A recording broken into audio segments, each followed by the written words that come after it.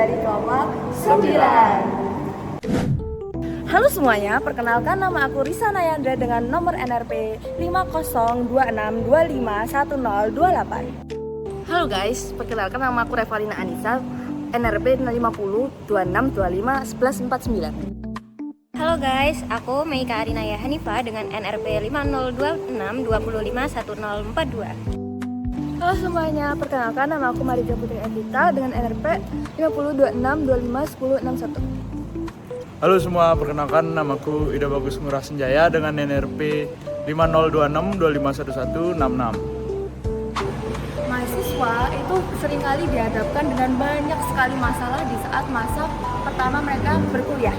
Contohnya, mereka itu dihadapkan dengan lingkungan baru, cara belajar yang baru, yaitu dengan self-study atau belajar secara mandiri, hingga tekanan atas ekspektasi yang tinggi terhadap diri mereka sendiri. Tapi tidak dapat dipungkiri bahwa mereka juga mendapatkan ekspektasi besar dari orang lain juga. Dari masalah ini kami memiliki beberapa statement yang sangat penting. Kita memiliki 3 poin. Yang pertama, mahasiswa seringkali kewalahan karena beban akademik yang sangat berlebihan. Yang kedua, mahasiswa itu seringkali kehilangan waktu pribadinya dikarenakan mengerjakan banyak sekali tugas. Dan yang terakhir, mahasiswa itu sering merasa stres dan kesal terhadap diri mereka sendiri karena mereka kesusahan untuk melakukan semua itu. Nah, semua hasil data tersebut kita mengambilnya dari cara observasi dan juga interview. Nah, kita juga mengaplikasikan metode affinity mapping yang dimana kita merupakan satu masalah khusus dan masalah terbesar dalam kehidupan mahasiswa, yang dimana mahasiswa seringkali kesulitan dalam menyeimbangkan kehidupan akademik mereka dan juga kehidupan pribadi mereka, dikarenakan masalahnya adalah mereka sulit sekali mengatur waktu atau time management mereka yang sangat jelek. Nah, kita mengambil masalah ini dikarenakan masalah ini sangatlah krusial. Karena apa? Karena dapat berdampak secara domino terhadap kesejahteraan, terhadap kesehatan, hingga produktivitas mahasiswa di perkuliahan. Oleh karena itu, kita mengambil masalah ini. Dari hasil empati kami menyusun sebuah user personal bernama Ariel Sarafi. Ariel adalah seorang mahasiswa baru berusia 18 tahun yang memiliki kepribadian ESFJ, aktif, supel, ambisius tapi mudah lelah, dan perfeksionis. Ariel punya semangat tinggi untuk berprestasi, namun ia sering menunda tugas karena sering kelelahan dan sulit untuk mengatur jadwal yang padat. Ia menggambarkan mayoritas mahasiswa baru, yaitu ia memiliki motivasi banyak, namun dia sulit untuk mengikuti ritme perkuliahan. Setelah membuat user persona, langkah selanjutnya yang bisa kita lakukan adalah merumuskan hipotesis. Hipotesis ini penting karena agar dugaan-dugaan yang telah kita rumuskan di awal melalui user persona dapat diujikan secara sistematis di tahap selanjutnya, yaitu tahap prediction grid. Secara teori, hipotesis ada 2, yaitu customer hypothesis dan problem hypothesis. Customer hypothesis sendiri merupakan gabungan antara fact and behavior, sedangkan problem hypothesis adalah gabungan antara pain and goals. Di sini kami merumuskan beberapa customer hypothesis dan beberapa problem hypothesis.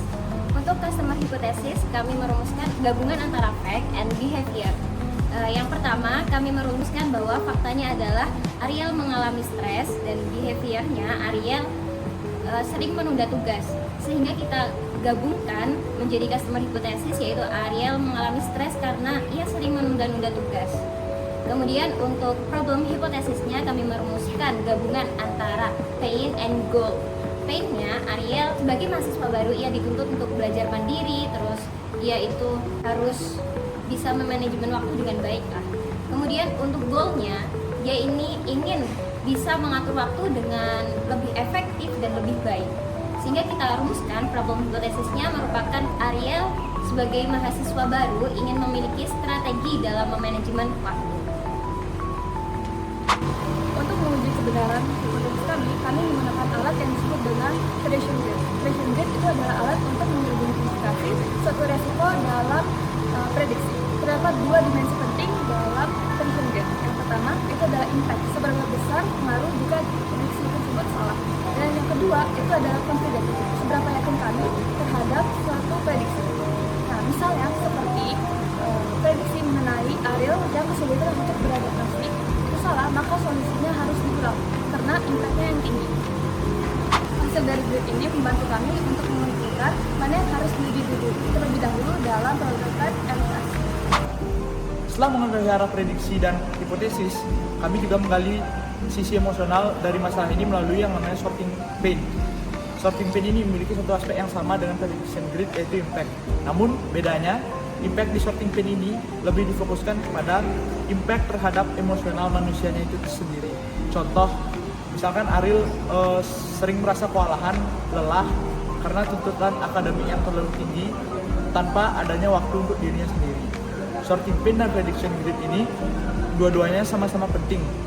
Sorting pain penting untuk kita menunjukkan empati kepada manusianya, dan prediction grid penting untuk ketepatan desain solusi atau prototipe yang akan kita buat. Kali ini kita juga akan membahas tentang problem canvas. Kenapa kita memilih problem canvas? Kita memilih problem canvas karena kita ingin mengoptimalkan data-data yang kita dapat secara menyeluruh.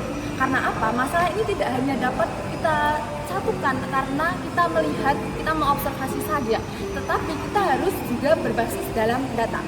Dalam problem canvas ini kita akan membahas 3 poin. Ada goal, barrier, dan impact. Mari mulai dari goal. Ariel merupakan seseorang yang sangat luar biasa.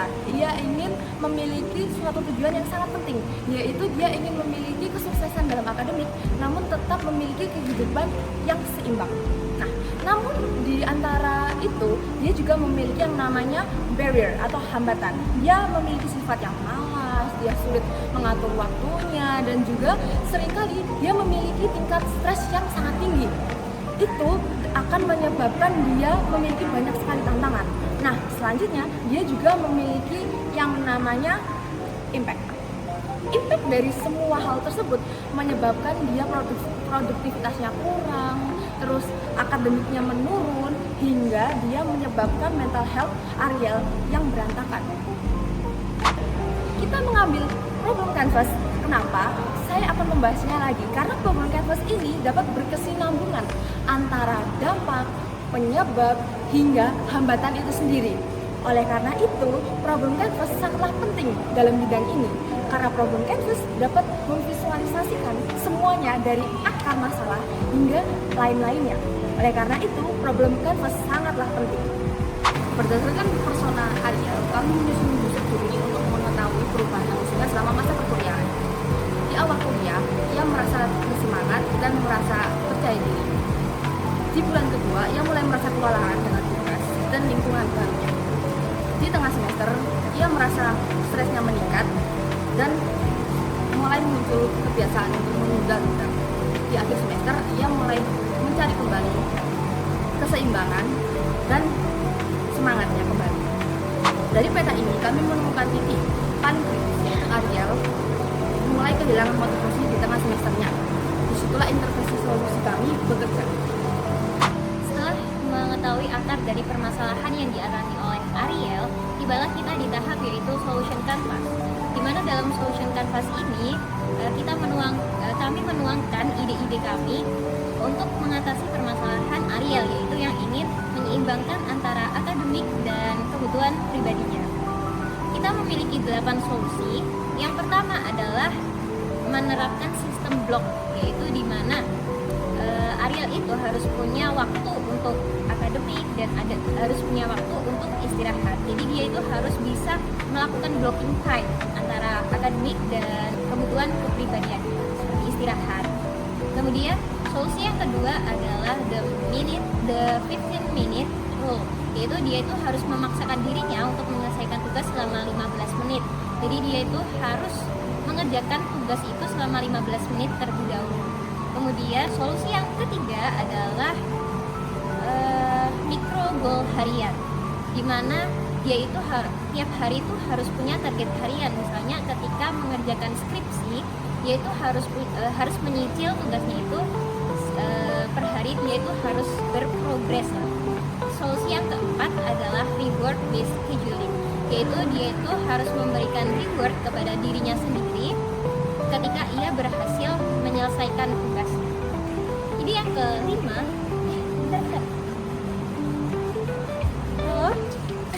ngapain? Ini aku lagi jelasin solusi-solusi buat permasalahan Ariel. Lanjutin ya, ini aku jelasin. Oke, solusi kelima itu adalah mencari teman terdekat untuk saling membantu studi. Yang keenam itu adalah memanajemen waktu tidur. Tidur itu harus cukup 7 sampai 8 jam.